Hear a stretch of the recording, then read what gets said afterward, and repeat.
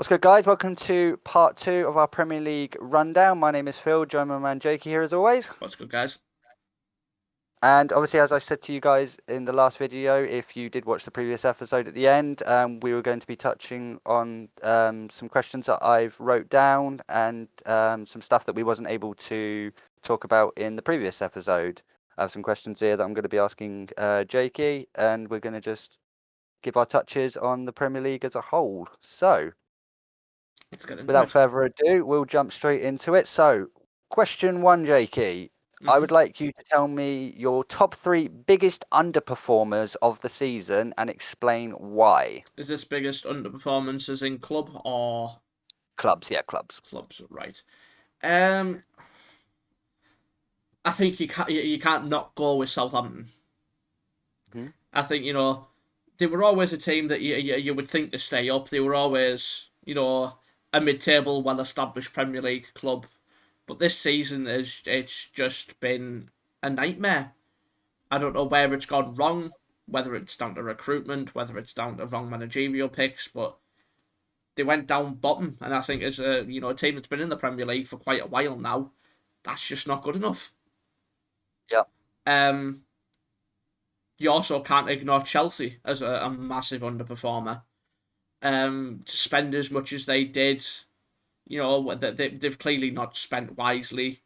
They've not recruited managerial jobs wisely. I think letting go of Tuchel was criminal. I think the signing of Potter was rushed. I don't think he was the best manager for that job at the time. And then they brought in Lampard, who they sacked a few seasons prior as an interim manager, and we all seen how that went. A team that for a large part of the season you could have seen get relegated. And Yeah. I think I'm also going to go West Ham, much probably to your dismay. But Okay. a team that got Europe last season, they got to a European the Europa League semi-final. They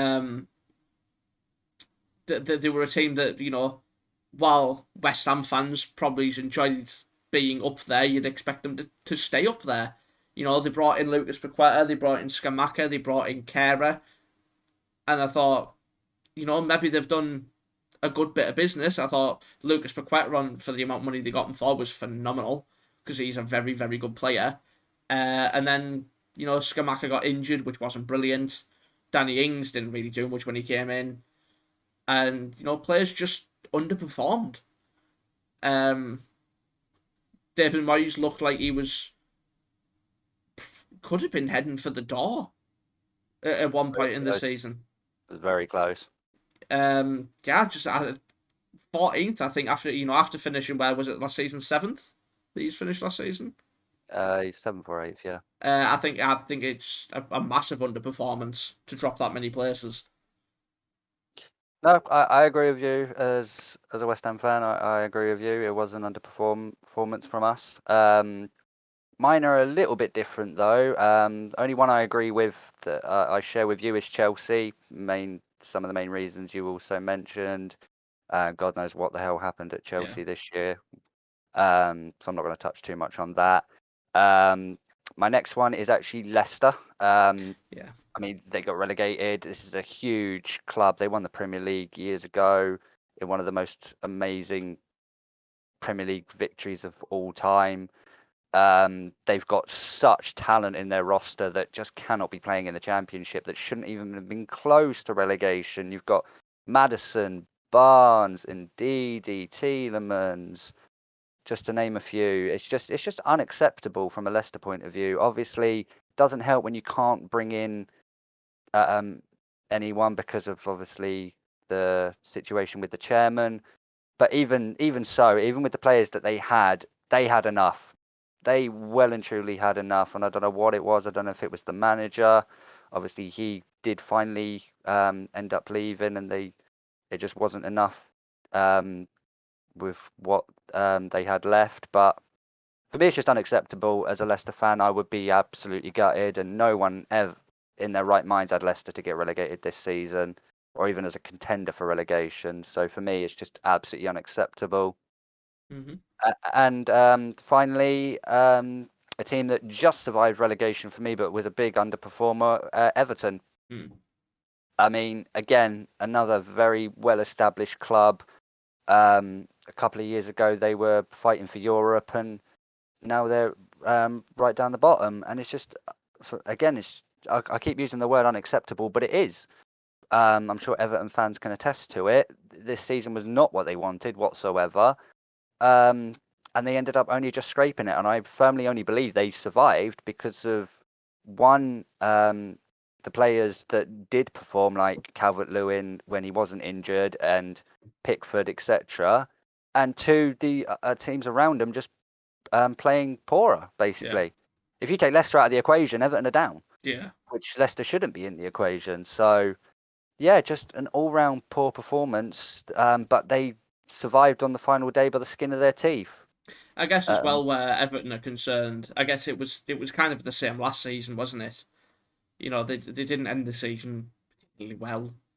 They stayed up again, and going into this season, you'd probably argue that they were looking for more of the same.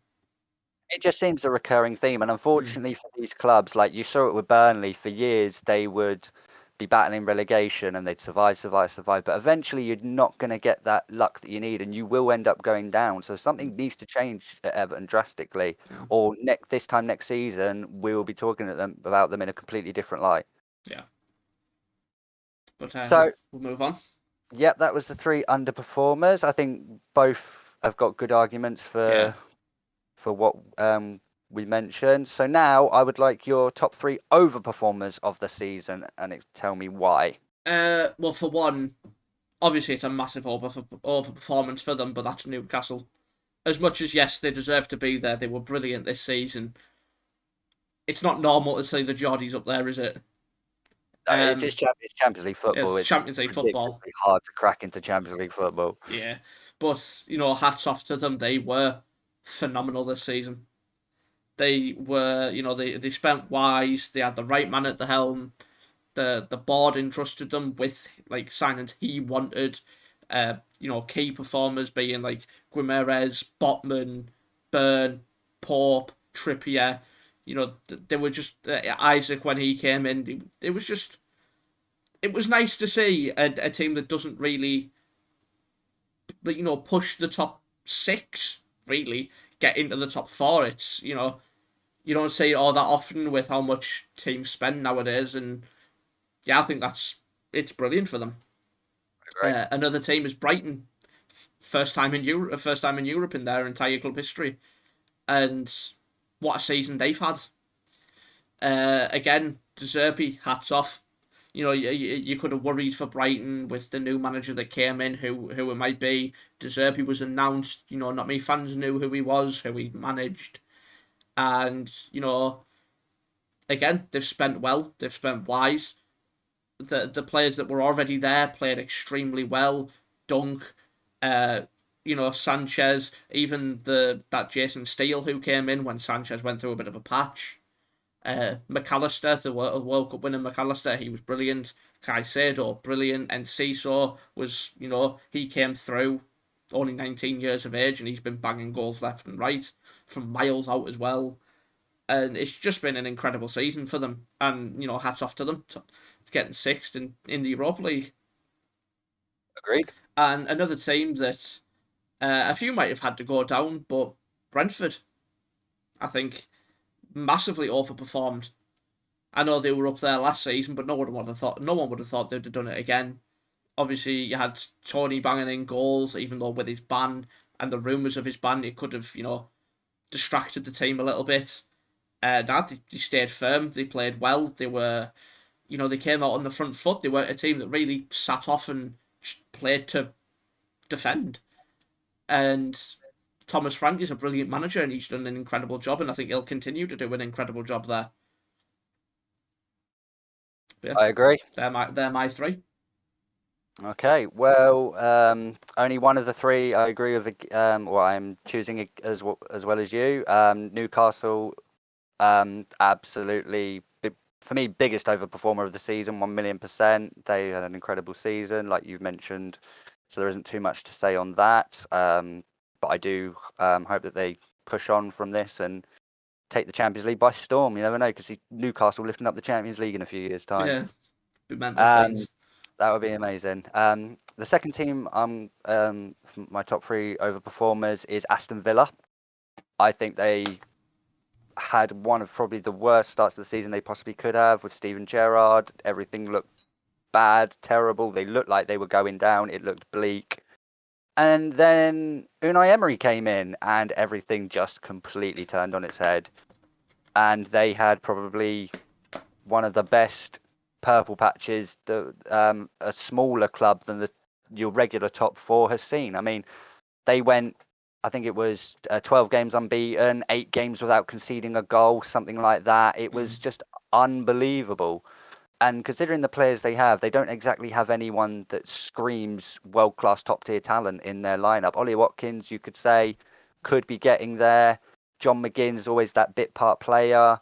But just as a whole, they were just solid. I do think they do have one of the best goalkeepers in the world in Emi Martinez. Mm. But but yeah, it was just a fantastic season for Aston Villa, getting back into Europe, um, pushing Tottenham out of it, who we actually have not spoken of whatsoever. I do believe they're Mm. actually a strong contender for a big underperformer of the season. Yeah. Um, It's hard to pick because so many people have underperformed this season. It's hard to pick, yeah, it been a is. crazy season. But I think this is the first time in like, I think it's like 10 years that Tottenham aren't in any kind of Europe whatsoever. That's just unbelievable. Mm. Absolutely unbelievable. God knows what's going on at Tottenham. They changed managers quickly. They changed their underpants this season as well. So they did a Watford. But yeah, so Aston Villa is up there for me. But my top overperformer of the season has to be Arsenal, Mm. without a shadow of a doubt. Although they're an established club and they have big names in their lineup and everything like that, no one in their right minds would have had them as the challengers to City this season. Like we spoke about in the previous episode, they were 9 points clear at one point, and people were literally saying Arsenal were going to win this title. Everyone knew it was going to come down to whether or not Arsenal could keep up their run and not drop points to teams who they shouldn't do, and the big two fixtures against City, home and away, and obviously everything just unfortunately went against Arsenal in that sense. They obviously dropped points to you guys Yep. after being 2-0 up at the Emirates. They dropped points to us being 2-0 up at the Emirates. Sorry, it was at Anfield. Um, they obviously scraped a draw against Southampton where they should have lost. And just it was just always a case of Arsenal were just holding on Yeah. towards the end of it, unfortunately. But still, for me, massive overperformers. I think Arteta's doing a fantastic job there, and things just look for me. If I was an Arsenal fan, I'd be very excited right now. Although you're heartbroken right now that you were this close to taking the Premier League off of City, it was still one hell of a season for Arsenal, 1,000,000%. Although you didn't pick up a trophy, you're back in the Champions League again, which is massive for a team like Arsenal.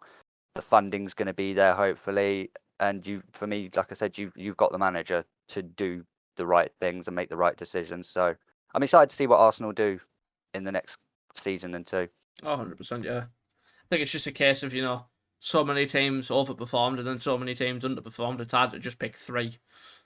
Oh, 100%, 100%. But unfortunately, I'm going to make this even more tougher for you.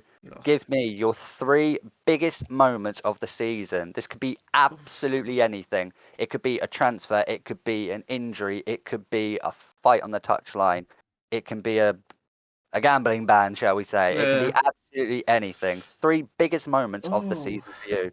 The, three the, biggest moments. the moments that made your jaw drop during the Premier League season, and there's been a few. For Of sure, there's course. been a few. I mean, one is going to come with great bias is the Liverpool 7, Manchester United nil. I knew that would be in your Yeah. top three. It's going to be one of those where, yes, it is biased, but I don't think there'll ever be a time in my lifetime again where I get to watch us put 7 or even 5 past Manchester United. It's such, people can call it a blip, people can call it whatever, but it just had me astounded just watching that game. From start to finish, it was just like, what is happening? Um, God, just. It's a tough question. It's It a it tough is a question. very very tough question. I guess it's not one that's really made my jaw drop, but Erling Haaland breaking Salah's goal scoring record. You know, I was one of these people that when he came into the league I wasn't skeptical, but I always thought, there's a chance he might not settle into the way City play. Obviously, last season they played him with a false nine. They hadn't He's always played. injured a lot as well. He's not been injured at all, which was one of my key points. Yeah, Could he play to the level, the intensity of the Prem, and he's just made it his bitch. yeah. That just comes down to City's backroom staff for me. Incredible Yeah. job. Well, to be fair, he's a robot. If he breaks, you can just fix him. Yeah, just In turn it it, back on and he's off, just he's just off a and on. fucking robot. But no, he's been incredible this season. Hats off to him. I thought he Yes. might have struggled coming into a new league, but it's not really coming into a new country when his dad played for Leeds and City, and you know he's a Yorkshire boy. But Yeah, nah, he's been incredible this season. he has. Hats off to him. And oh, third. Hmm. It is a tough It, question, it like I said. really is. It's not really biased. It was against us. Actually, no. I'll tell you what. I'll go for um the Southampton Arsenal game. I think that was the moment where you know doubts started to crawl in Arsenal's mind. Yeah, I think they were 3-0 down at one point against bottom of the league, and you sat there thinking like, "Oh my god, what's happening?" yeah. And I tell you what, there is one more. It'll be like an honourable mention. Go on. Newcastle 6, Tottenham Hotspur nil, or Tottenham Hotspur 1. Sorry, that was. I remember being out. I didn't get to watch the game. I saw the highlights, but I remember being out and I got the notifications on my phone, and they were 4-0 down within 20 minutes. 4-0 down in 20 minutes. Yeah, Yeah, it's just crazy. Like it's been such a wild season.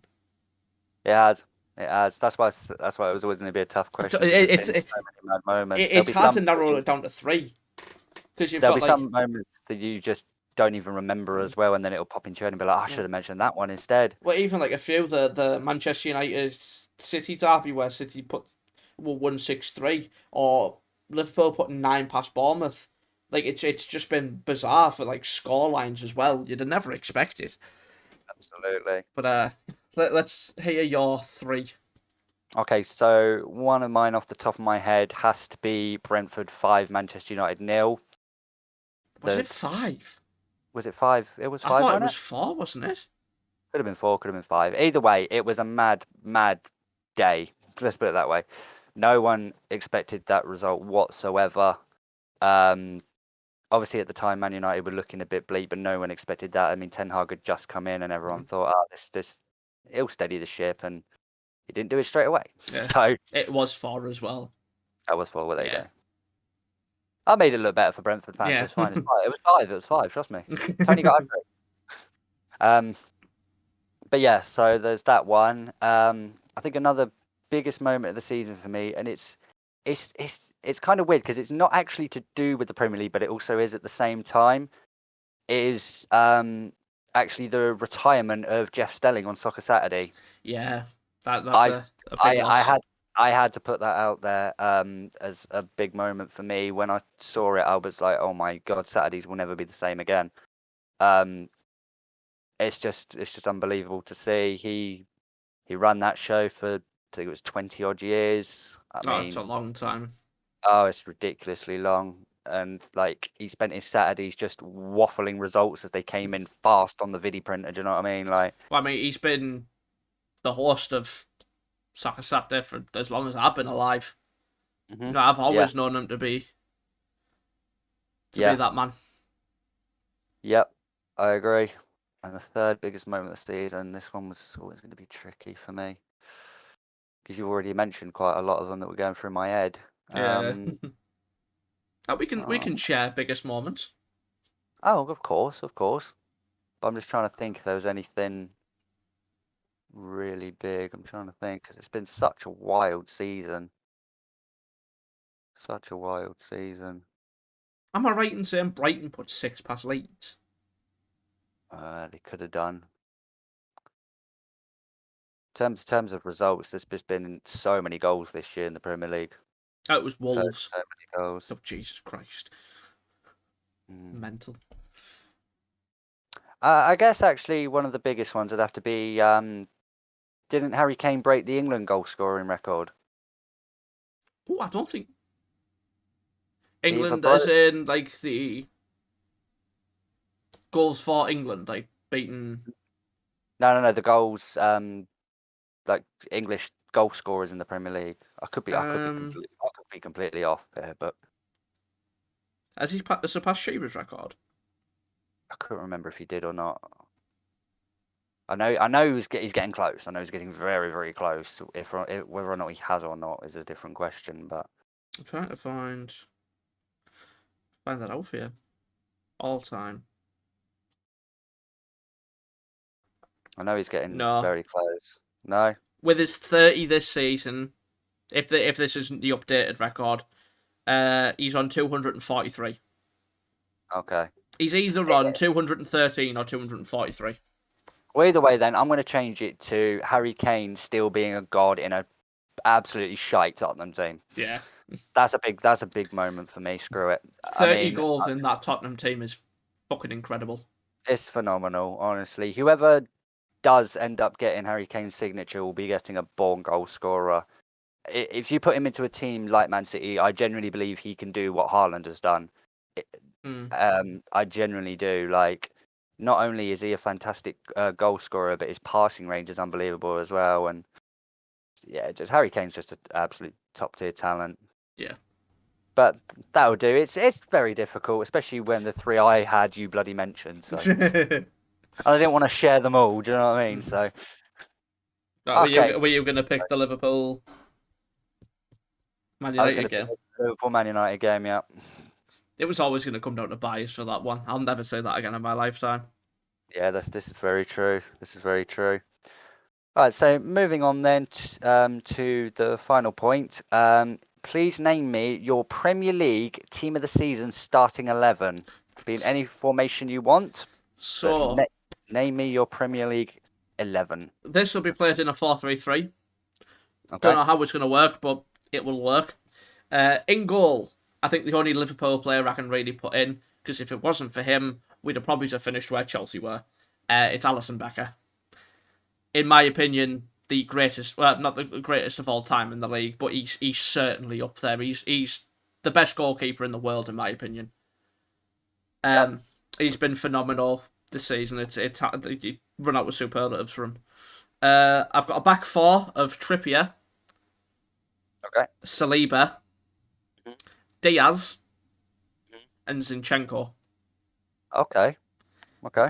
I think all of them have played massive parts for their team. I think Saliba's probably been one of Arsenal's standout players this season. Um, Diaz is Diaz. He's always good. He's always been good. Um, Zinchenko was a bit of a weird one. I think he started the season very well, but towards the end of the season certainly tailed off. But I think it did enough to keep him there. And in my opinion, I don't think there's been many good left backs this season. Um, I'm playing with a defensive midfielder, which is Casemiro. Probably could argue, if not for Haaland, signing of the season. I thought, when he came in, I thought United spent far too much for him. 70 million, I think, was the fee. I thought, you'll get maybe a few good years out of him, but I think 70 million was a bit too much. But he's proved me wrong. He's been brilliant for United. I've got two central midfielders, one more attacking, one kind of box to box. Kevin De Bruyne, Of course. hard not to mention him, is it? Yeah. Um, and I've also gone with Alexis McAllister. Okay. I think helping propel Brighton to a sixth place finish is incredible. A team you wouldn't have imagined to be that high at the start of the season. But yeah, I thought he's had a brilliant season. Obviously, World Cup winner as well. He was instrumental for Argentina. Um, yeah, he's in mine. And then I've got three strikers, if you want to look at it that way. Harry Kane, hard not to have him in. Haaland was obviously going to be in there. He'll be in everyone's team of the season. And I was torn for the final place. I've put bias aside and I've gone with Marcus Rashford. Ah. I was going to go Mohamed Salah because Hmm. even with how poor we've been this season, he still scored 19 goals and still gotten 11 assists. Yep. And I thought, but I'll put bias aside. Rashford has been phenomenal for United towards the back half of the season. Yep. He scored for fun at times. He's just been he's really shown that he can play to that level that was expected of him when he was younger. Because when you looked back and you didn't really know his position, whether it was a winger, whether it was a striker, but he's really shown how good he can be this season. So yeah, that Okay. completes my team of the season. Okay. So better start with mine then. So again, I'm playing a 4-3-3 formation. In goal, I've gone for a bit of a different flavour. I've gone with David De Gea. Mm-hmm. I mean, the guy got the Golden Glove for a reason. Most clean sheets in the Premier League. I think he was phenomenal for Manchester United for a large portion of the season, making some unbelievable saves. He obviously did have his blips, like the goal he conceded against us, which helped keep us up. Don't you, De Gea? Um, but yeah, so that is why I've chosen David De Gea. Right back, I've actually gone with someone completely out of left field. I've actually gone with Wan-Bissaka.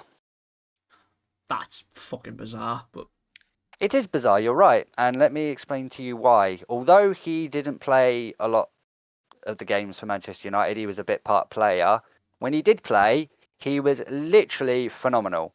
And I'm talking back to if you put him in a one-on-one duel, I don't think there's many better in the Premier League defensive wise. He had a one-on-one duel with St. Maximan in the cup final and bodied him. He had a one-on-one duel with Jack Grealish and bodied him. Um, there obviously have been moments where he hasn't looked as great. But for me, I think Wan-Bissaka has been fantastic when he has played this season. very Um, interesting one indeed. yeah, it will divide opinion that one for sure. Centre backs, I've gone with Saliba as well. And I've also gone with, although he didn't play centre back all the time, I've gone with John Stones. Yeah, I can say Um, it. I think he had an absolutely unbelievable season for Manchester City. Not only did he have to play centre back, sometimes he had to play left back, sometimes he played centre mid. He even played centre mid in a Champions League semi-final against Real Madrid, for Christ's sake, and did a job. Like, fair play to John Stones. He was He's adapted. incredible in that semi-final as well. He was. He's adapted his game unbelievably. And it's one of those where if you take into the Guardiola way, you'll get rewarded, and that's exactly what happened. Yeah. So free midfield.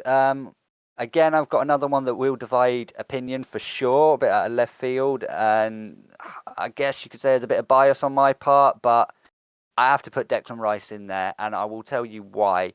Although you can mention your Casemiros and your Rodgers, etc. Who did you have Just left back? did I not say left I back? don't think you said left back. You're right, I didn't. You're right, I didn't. Nathan Ake, left back. Yeah, yeah. For obvious reasons, fantastic. He's a centre back, been made into a left back. He did an absolute job for City. Um, but yeah, so my holding midfielder, I have gone with Declan Rice. Obviously, you can talk about your Casemiros and your Rodris, etc. They play for massive clubs, so they're used to seeing lots of the ball where they can do the things they do and shine, for example. But I've added Declan Rice for one reason only. Like you say, we were poor for 75-80% of this season, but the one constant solid was Declan Rice. No matter what game we looked like we were shocking in, Declan Rice still put in a world class performance. Like we lost to you 2-1 in a game we should have probably won 3-4-1, and Declan Rice was outstanding that game. Like, just to mention a fixture, like, there's probably a little bit of bias on my part, but I think he's been unbelievable. He has been ever since he signed, and I can't rate him highly enough. So moving on anyway. Again, like you, KDB, can't go without him. One of the best players in the Premier League, if not the world, at what he does. The guy sees a pass before anybody else. He's got the ability to find it. His free kicks are unbelievable. His talent is just out of this world. KDB. Yeah. And lastly, in midfield, I've gone with someone who probably didn't expect to be as good as he was, but has been an absolute shining light for Arsenal, is Martin Odegaard. Yeah, he was one that I was on an iron whether to include. Yeah, he was absolutely world class for Arsenal from start to finish. Captain as well, led the troops in their title run, scored huge goals for Arsenal when they needed them as well. Maybe not so much in the big games when they really needed it, but to be honest, no one really did score the big goals in the big games, which is probably why Arsenal fell short. But in terms of a player that was just, for me, always a 7 out of 10, Martin Odegaard. Yeah. And then attackers, you pretty much copied me, or I copied you, but yeah, it's Haaland, Kane, and Marcus Rashford. Haaland, absolute robot, broke the record, crazy, crazy striker. Harry Kane scored 30 goals in a crap Tottenham team, also world class. And Marcus Rashford for that purple patch he had where he just could not stop scoring. He looked unbelievable. Like, his confidence was back. The World Cup done him such a world of good. It's unbelievable for Marcus Rashford. He didn't start that first game, and then he played the next one and scored against was it Wales? I think it might have been Wales, yeah. Yeah, Wales. And then from then on, Marcus Rashford was Marcus Rashford. I still believe that if you don't take Marcus Rashford off against France, or sorry, start Marcus Rashford against France, we would have had a much, much better chance of beating them. But that's all in hindsight. But yeah, Marcus Rashford for me, incredible season, deserves the spot. Now I'm going to give you the chance. Just before we end, Jakey, you can have 2 honourable mentions that will sit on your bench. Just 2. Well, for one, I'm gonna go Mohamed Salah. Okay. Certainly has to be up there for how good he was this season when we were shit. And hmm I'll go Martin Odegaard. And Odegaard. Okay, Mm-hmm. that's fair. That's fair. So my 2 honourable mentions. One is actually going to be Guimaraes for Newcastle. Well, that's a good shout. That's a I thought very he good was shout. absolutely outstanding all season. Like, it's just an unbelievable player. They got him for not that much money, to be honest. He's probably worth double what he is now. That's how good he's been. Oh, 100%, Um, yeah. he's been absolutely unbelievable for Newcastle. Second honourable mention. I can't just think now who really, really deserves it. Mm, that's a good question. Do you know what? I have to give it to Mohamed Salah. In a season where Liverpool probably weren't at their best, Mohamed Salah still was. Mm. So I have to give it to Salah for sure. But it's been there's so many players that could get an honourable mention. It's unbelievable. For me, half of that Newcastle team could get an honourable mention. Oh, Like you yeah, of say, course. McAllister and Ciso, Mitoma was unbelievable. Lewis Dunk as well. Villa with Ollie Watkins went on a crazy goal scoring run as well. Yeah, so many honourable mentions, but I do think between both our teams we've got it right there. Maybe Wan-Bissaka was a bit out of left field, but I stand by it. A bit. I stand by it. I stand by it. Every time I saw him defend, he was absolutely incredible. No one looked like they were going to get past him in a one-on-one duel. But yeah, so that is going to do it, guys. That is our complete rundown of the Premier League from part 1 to part 2. I'm pretty sure we've covered everything. There's probably been some mad moments that we haven't touched on, but it's been such a mad season, you can't cover it all, unfortunately. And if we did cover everything, then you guys would get bored of the sound of our voices. Yeah, definitely. But that is going to do it, guys. Just a little rundown for you guys that have been supporting us all the way. We're going to be taking a couple of months break now. We're going to enjoy the off season like everyone else. Make sure we've got everything sorted out for the start of the new Premier League season, and we will be right back. Probably a couple of weeks before the start of the season, we'll bring out a video because there'll probably be mad transfers since Yeah. then, and we'll have to talk about everything that's gone down. Declan Rice will still be at West Ham, just saying. Um, He hopes. He hopes. yeah, and he'll have a European winners medal as well, mate. Don't worry about that. But yeah, thank you guys for everyone that has supported us, even though we've been rubbish at this. Yeah, we've not been And great. and we promise that we will do much better in the future. So thank you guys once again, and we will see you in a couple of months. See you later, guys. Take it easy, guys.